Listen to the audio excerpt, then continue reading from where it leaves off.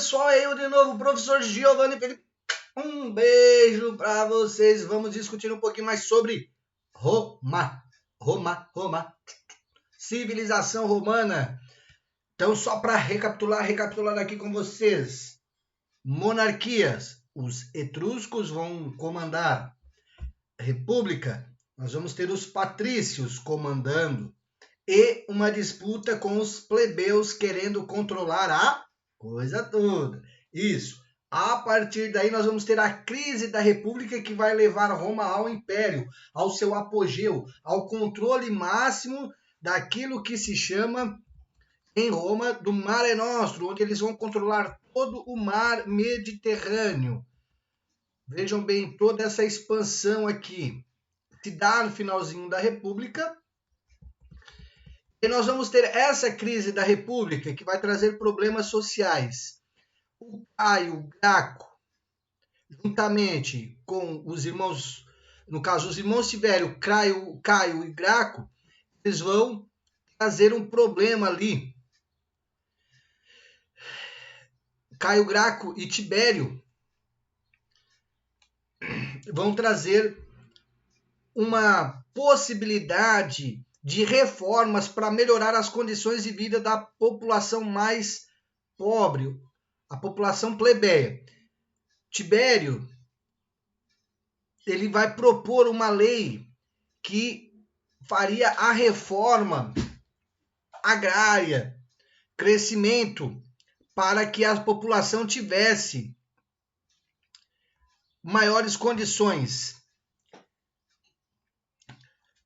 10 anos depois, Caio Graco tentou fazer reformas que beneficiariam os pobres, retomando as lutas do irmão. Novamente, os nobres tentaram e tramaram e assassinaram o Tibério. Primeiro o Caio Graco, depois o Tibério. Assim foram sufocadas as reformas sociais dos irmãos Graco. No entanto, a República Romana continuou sendo agitada por essas tensões. Além disso, nós vamos ter as revoltas dos escravos, a maior conhecida revolta de escravos de Roma, que vai contar ali com Espartacus, um escravo que vai se revoltar, vai virar filme, série, e Espartacus ele vai ser dominado, essa rebelião vai ser dominada e eles vão sufocar. Então, resistindo à exploração a que eram submetidos, os escravos organizaram várias revoltas durante essa república. Só em 71, em uma unidade do exército romano sob o comando de Licínio Crasso, conseguiu vencer o exército de escravos liderados por Espartaco. A repressão romana aos escravos rebeldes foi extremamente dura. Só para vocês terem ideia, 6.000 escravos capturados foram mortos, crucificados. Havia uma cidade chamada Ápia. Ápia, a Roma, dava um caminho de estradas, e nessa época eles vão colocar ao longo dessa via Ápia, cruzes, as cruzes desses escravos crucificados e mortos. 6.000 escravos. Então nós vamos ter o quê? A ascensão do Júlio César, o mais conhecido dentre os romanos. Muita gente pensa que Júlio César vai ser imperador, mas ele não será imperador.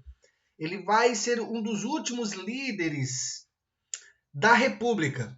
Então, com as conquistas territoriais obtidas pelo exército, os mais destacados chefes militares começaram a controlar e ter o poder da coisa toda. E deixando os patrícios meio que de lado. Por sua vez, os patrícios vão querer comandar também, então nós vamos ter esse problema político, mais os problemas sociais, de fome, miséria, etc.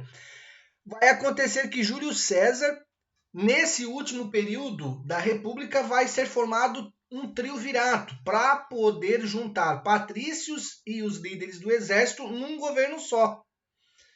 E aí, esse triunvirato, que vão ser 3 pessoas controlando, gente ligada aos patrícios e gente ligada aos exércitos. Então, entre os chefes militares mais influentes da época, podemos destacar Júlio César, que foi cônsul, foi líder, ditador vitalício, um sacerdote, comandante supremo. Tão grande eram os poderes de César que a aristocracia republicana, aristocracia, poder na mão de poucos. Quem eram esses poucos? Os patrícios. Acusaram ele e prenderam, porque ele queria ser proclamado rei. Assim, César foi assassinado em 44 a.C., vítima de uma conspiração de senadores liderada por Bruto e Cássio. Brutus era amigo dele. E é aquela famosa frase, até tu, Brutus, vai me trair. Com isso, nós vamos ter Otávio e a passagem para o Império. Em 43, estabeleceu-se um novo governo em Roma, formado por Marco Antônio, Otávio e Lépido, um novo triunvirato.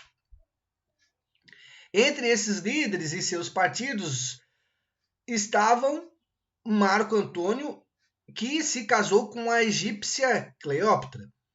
Dessas lutas, Otávio, que era sobrinho neto de Júlio César, que fazia parte do triunvirato, ele vai sair vencedor dessa disputa, vai se tornar o Augusto, Otávio Augusto. Então, Otávio foi acumulado poderes e títulos, entre eles o de Augusto, isto é, divino majestoso. Na prática, tornou-se governante supremo em Roma, permitindo que as disputas na República cessassem, isolando o Senado.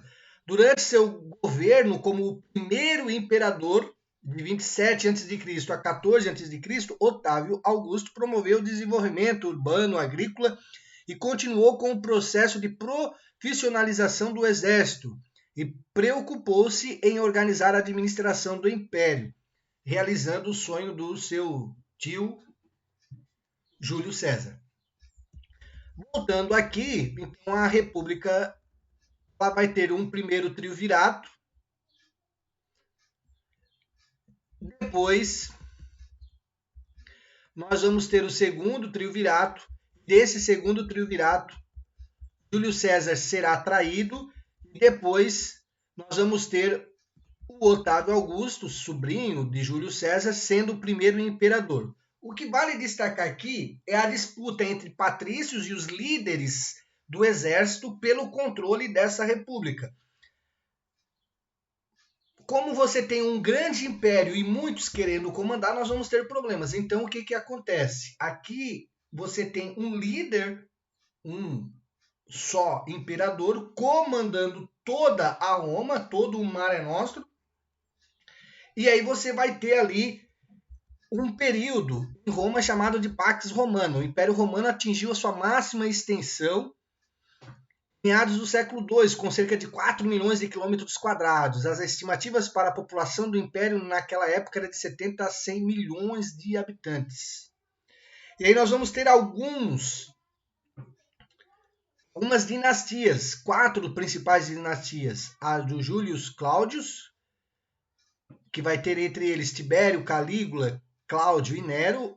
A dinastia dos Flávios, Vespasianos e Domiciano, a dos Antoninos, entre eles Trajano, Antônio, Pio, Marco Aurélio e Cômodo, e também a dos Severos, que vai ter entre eles o Severo e Alexandre, alguns dos imperadores. A partir daí você tem a Roma, como mencionei, a questão do pão e circo. E a crise do império se dá pela falta daquilo que é a base da economia, escravos. Como não há mais lugares para expandir, não há mais escravos, e os escravos, por sua vez, começam a querer também melhores condições.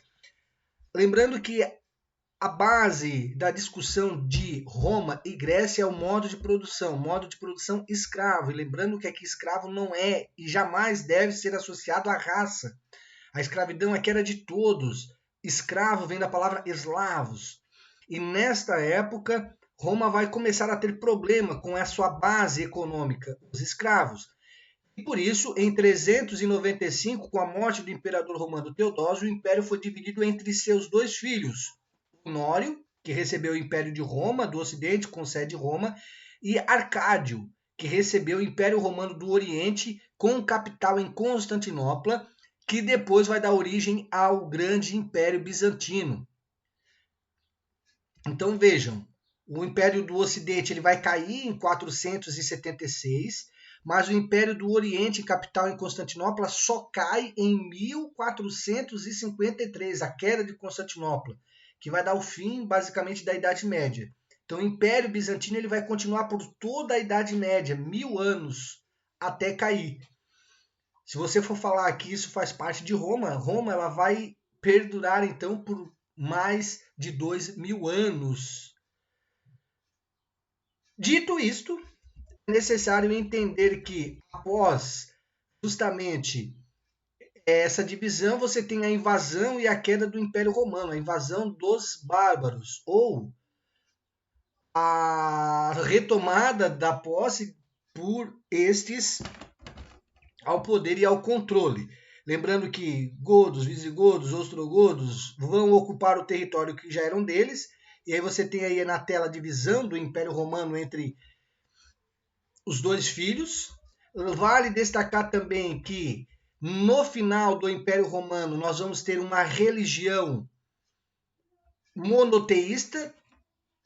Os romanos vão perseguir os cristãos. Jesus Cristo vai nascer dentro de um Império Romano. Os seus seguidores vão lutar por muito tempo, por 300 anos, até o cristianismo se tornar a base, a religião oficial do Estado romano, que passa a ser politeísta para monoteísta. E os cristãos, que por sua vez eram perseguidos pelos pagãos, agora começam a perseguir os pagãos. Os cristãos vão controlar a religião. E aí nós vamos ter o surgimento do cristianismo, como mencionado e destacado. Nesta videoaula eu queria dar destaque para vocês justamente para essa disputa pelo poder de Roma e ao legado de Roma, principalmente o direito, a literatura, a arquitetura e a língua. Hoje muita gente fala aí o latim. De modo geral, Roma deve ser olhada, gente, como uma civilização, como base para o Ocidente, tanto do ponto de vista político, social e econômico. Econômico por quê? Porque eles vão dar margens ali para a passagem de um modo de produção escravo para um modo de colonatos e comitatos, que é isso, a posse da terra para poder desenvolver a agricultura, que vai dar origem depois ao feudalismo, que vai surgir aqui em Roma. Tá bom? É necessário que aqui vocês possam ter a palavra do professor como inspiração apenas, mas pensar que a leitura é a maior ferramenta e aliada de vocês para aprender realmente o conteúdo. Como atividade, proponho que façam uma charge sobre o Império Romano. Uma charge, um desenho que ilustra o que é, o que foi o grande Império Romano, que faz parte ali de um período da civilização romana. Tá bom, pessoal? Um beijo, até a próxima oportunidade. Fiquem em paz, fiquem em casa, se cuidem, leiam o conteúdo, assistam as videoaulas e até a próxima oportunidade.